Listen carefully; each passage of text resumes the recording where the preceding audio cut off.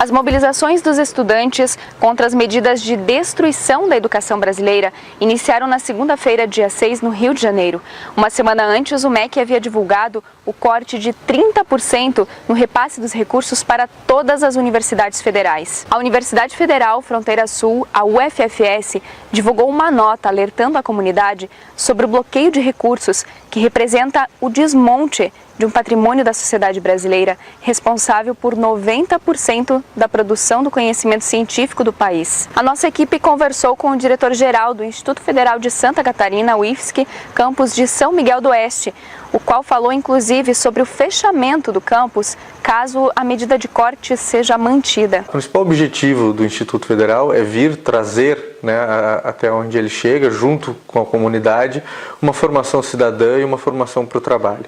Então, fazer essa formação, seja através dos cursos técnicos, seja através do ensino médio, junto com o curso técnico, seja através das graduações, dos cursos curtos, mas é trazer essa formação, essa qualificação, essas oportunidades de qualificação para a região. E é claro, isso ele não deixa de lado também as formações que têm um viés mais social, ou que é para atender aqueles que estão em vulnerabilidade social, que estão numa condição que demandam esse atendimento. Em todos os anos é comum, desde o governo Dilma, governo Temer, haver alguns contingenciamentos até que se tenha a retomada da economia e se consiga então restabelecer o orçamento.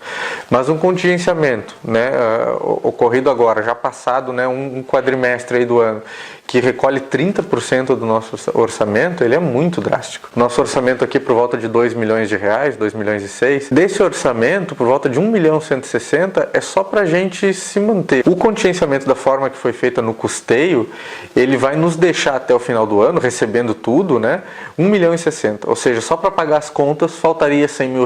Realmente ele foi muito drástico. A perspectiva que traz, se ele for mantido da forma que está, é sim que as atividades sejam paralisadas antes do fim do ano. As nossas vagas não são todas abertas à ampla concorrência. A gente tem um sistema, normalmente chamado sistema de cotas, de reserva de vagas, onde metade das nossas vagas são exclusivas para quem vem de escola pública. Então isso já tenta promover uma diferença. Dentre essas vagas de escola pública, a gente ainda tem uma segmentação por renda, ou seja, metade delas tem que ter uma renda familiar inferior a um salário mínimo e meio.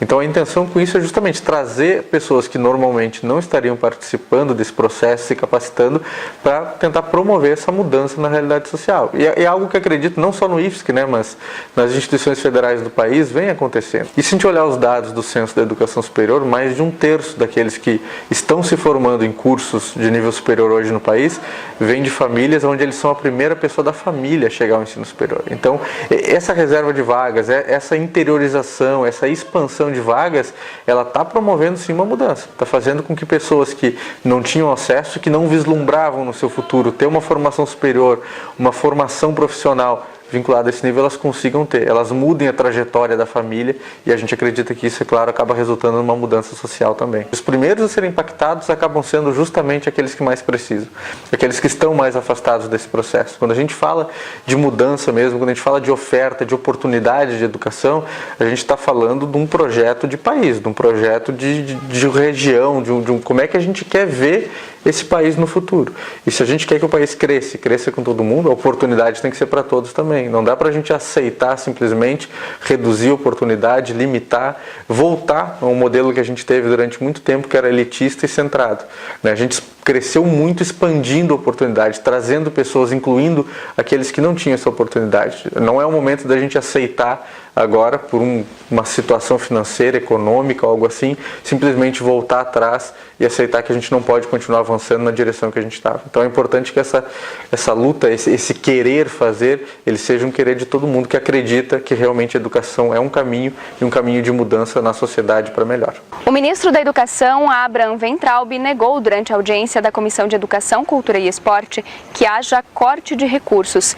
Ele usou inclusive a palavra contingenciamento de gastos para justificar o que está acontecendo no Brasil. Além dos estudantes, sindicatos e outras organizações sociais ocuparam as ruas em defesa da educação. Semana passada, o governo atual decretou um congelamento nas verbas na área da educação. Em cima dessa informação, dessa notícia tão triste, a gente resolveu criar um grupo de jovens com o intuito de lutar pelo nosso direito a ter uma educação de qualidade e continuar recebendo investimento. Começou com um grupo pequeno no WhatsApp, onde a gente começou a adicionar conhecidos, mas tomou uma proporção que a gente não esperava, porque quando a gente menos se deu conta, já tinha membros de colégios do Extremo Oeste, não só de São Miguel do Oeste. A gente está agora correndo atrás de participantes de todas as escolas de São Miguel.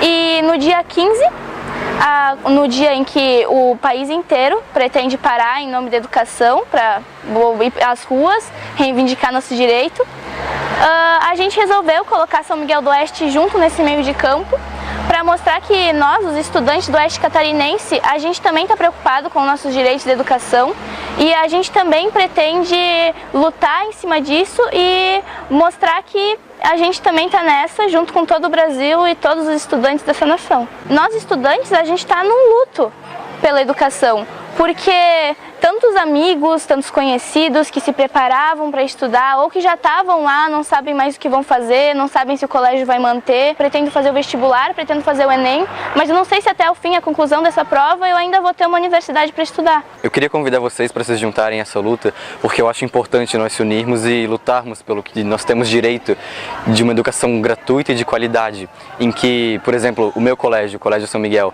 foi feita uma reforma e deu uma briga enorme por causa dessa reforma. E inclusive ela nem foi concluída. Com esses cortes, como que a escola vai conseguir se manter se não tem dinheiro nem para terminar de pagar a reforma? E, por exemplo, nos banheiros a escola não tem condições de comprar materiais, por exemplo, caneta, lápis, nem papel higiênico para o próprio banheiro.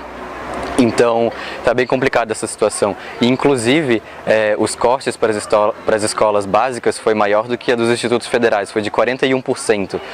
E desse jeito não vai ter como. Se o IFSC com 30% de corte já não vai conseguir manter as aulas até setembro, imagina o São Miguel.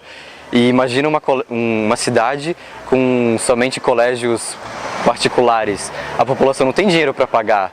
Tem gente que não tem dinheiro nem para comprar comida direito. Como que eles vão pagar 300, 400 reais de mensalidade por mês? Poupando tanto em economia, ele vai gerar pessoas ricas em ignorância. Então, por que eles estão cortando esses gastos? Pode ser até por motivos, eu não digo pessoais, mas ideológicos, por exemplo, porque a educação derruba o governo. Eles querem tirar a nossa sociologia, a nossa filosofia, por quê? Porque são matérias que fazem a pessoa refletir sobre a realidade dela. E quando essas pessoas perceberem que elas estão sendo oprimidas pelo governo, que eles mesmos talvez elegeram, o povo vai se revoltar. E o governo nunca quer isso, quem está no poder nunca quer sair.